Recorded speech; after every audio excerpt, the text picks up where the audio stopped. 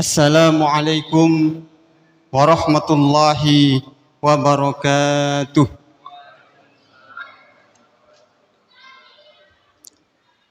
Innal hamdalillah nahmaduhu wa nasta'inuhu wa nastaghfiruh wa na'udzu billahi min shururi anfusina wa min sayyiati a'malina. May yahdihillahu fala mudilla lahu wa may yudlilhu fala hadiyalah. Nashhadu an la ilaha illallah wa nashhadu anna Muhammadan abduhu wa rasuluh la nabiyya ba'dah wa la rasula ba'dah. Amma ba'd.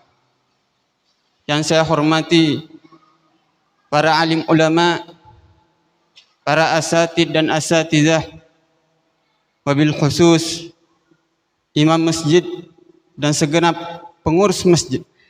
Wa ya ayyuhal muslimuna wal muslimat rahimakumullah. Puji syukur kehadirat Allah Subhanahu wa taala yang telah memberikan kita nikmat, taufik beserta hidayahnya sehingga kita bisa melaksanakan ibadah puasa di bulan suci Ramadan ini. Mudah-mudahan segala amal ibadah kita diridhoi oleh Allah Subhanahu wa taala.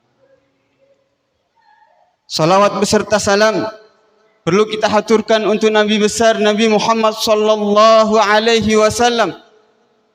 Wa biqauli Allahumma salli wa sallim wa barik ala sayyidina Muhammad.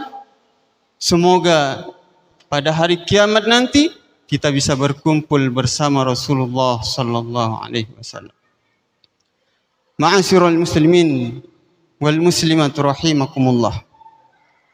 Sesungguhnya Allah Subhanahu wa taala mempunyai hak untuk memuliakan sesuatu atas sesuatu yang lainnya.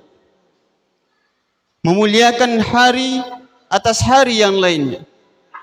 Memuliakan bulan atas bulan yang lainnya. Tentu Allah Subhanahu wa taala memuliakan sesuatu tiada lain karena di dalamnya terdapat keutamaan dan keistimewaan yang diberikan oleh Allah Subhanahu wa taala. Dengan pemahaman demikian, marilah kita meningkatkan kepekaan pada diri kita di bulan suci Ramadan ini guna menggapai keutamaan dan keistimewaan yang diberikan oleh Allah Subhanahu wa taala. Ma'asyiral muslimin wal muslimat rahimakumullah. Di dalam bulan suci Ramadan Allah Subhanahu wa taala menebar berbagai keutamaan dan karunia-Nya kepada hamba-Nya. Dari berbagai keutamaan yang ditebar oleh Allah Subhanahu wa taala di bulan suci Ramadan ini, yang pertama, Allah Subhanahu wa taala membuka pintu-pintu surga. Yang kedua, Allah Subhanahu wa taala menutup pintu-pintu neraka. Dan yang ketiga, Allah Subhanahu wa taala membelenggu para setan yang ada. Tujuan dari ketiga keutamaan tersebut bahwa diharapkan kepada kita sebagai hamba-Nya yang beriman bisa meningkatkan keimanan kita di bulan suci Ramadan ini. Bahkan Allah Subhanahu wa taala mewajibkan puasa bagi diri kita tiada lain yaitu melatih kita agar kita menahan diri kita dari segala sesuatu yang menimbulkan dosa.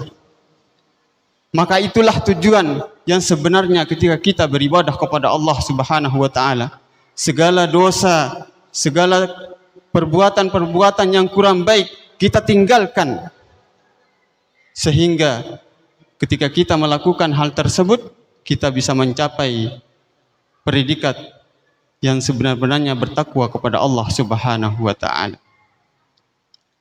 Rasulullah sallallahu alaihi wasallam pun memberikan semangat kepada kita melalui hadisnya yang artinya telah datang kepada bulan suci Ramadan, bulan yang diberkahi, Allah Subhanahu wa taala mewajibkan kepadamu berpuasa di dalamnya. Pada bulan ini pintu-pintu surga dibuka, pintu-pintu neraka ditutup, dan para setan dibelenggu. Hadis ini memberikan pengertian kepada kita bahwa di bulan suci Ramadan ini Allah Subhanahu wa taala membuka lebar pintu amal kebaikan. Maka kita sebagai hambanya yang beriman mempunyai kesempatan yang sangat besar di bulan suci Ramadan ini untuk meningkatkan kualitas dan kuantitas ibadahnya kita. Bukan hanya dibukanya pintu amal kebaikan, Allah Subhanahu wa taala pun membantu kita dengan membelenggu para penggoda-penggoda utama, yaitu syaitan. Bagaimana ketika di luar bulan suci Ramadan, ketika kita ingin melakukan kebaikan, datanglah syaitan merayu kita, menggoda kita, sehingga menghambat diri kita untuk melakukan kebaikan. Akan tetapi di bulan suci Ramadan ini, atas izin Allah Subhanahu wa taala, kita dengan mudah melakukan kebaikan. Maka bagaimana ketika di bulan suci Ramadan masih saja ada yang melakukan perbuatan yang kurang baik? Imam Ibnu Taimiyah mengatakan bahwa akar dari segala perbuatan yang kurang baik itu datangnya dari nafsu. Nafsu yang ada di dalam diri kita. Sesungguhnya setan dapat mengendalikan kita karena adanya nafsu. Ketika kita mampu mengendalikan nafsu kita, maka secara otomatis kita telah mampu menghindari godaan-godaan setan yang ada. Maka semuanya kembali kepada diri kita. Maka marilah di bulan suci Ramadan ini kita mengubah sesuatu yang kurang baik yang ada di dalam diri kita menjadi yang lebih baik lagi. Allah Subhanahu wa taala berfirman, "Innallaha la yughayyiru ma biqaumin hatta yughayyiru ma bi anfusihim." Sesungguhnya Allah Subhanahu wa taala tidak akan mengubah keadaan suatu kaum sehingga mereka mampu mengubah diri mereka sendiri. Mudah-mudahan di bulan suci Ramadan ini kita selalu beristiqamah untuk melakukan kebaikan sehingga kita bisa menggapai ridhonya Allah Subhanahu wa taala. Mungkin hanya ini yang dapat saya sampaikan. Kurang dan lebihnya saya mohon maaf. Wabillahi taufiq wal hidayah. Assalamualaikum warahmatullahi wabarakatuh.